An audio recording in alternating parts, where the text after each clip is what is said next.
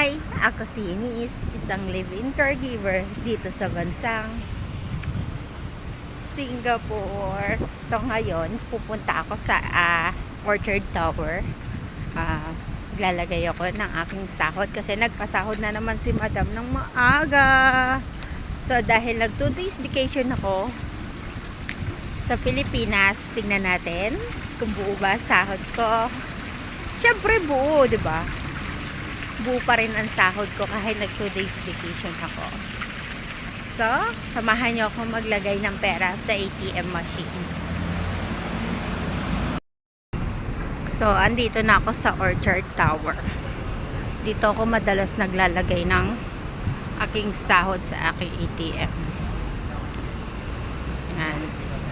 Hindi kasi nagbabank transfer si Madam. Puro siya cash. So, kaya tayo na lang maglalagay.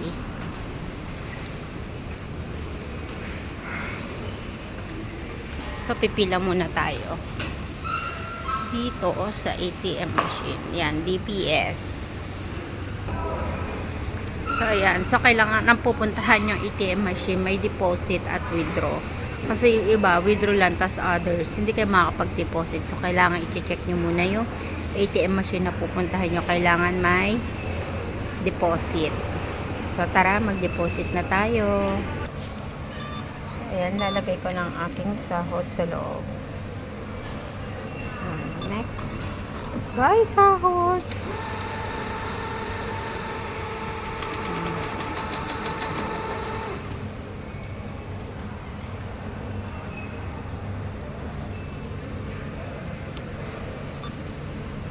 Confirm.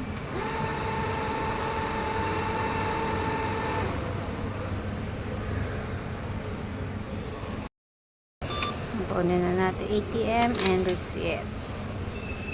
So, yun lang. So, ayan. Nakapag-deposit na ako. Buo pa rin ang sahod ko kahit nagbakasyon ako. So, thank you, Lord. Yun lang. Bye!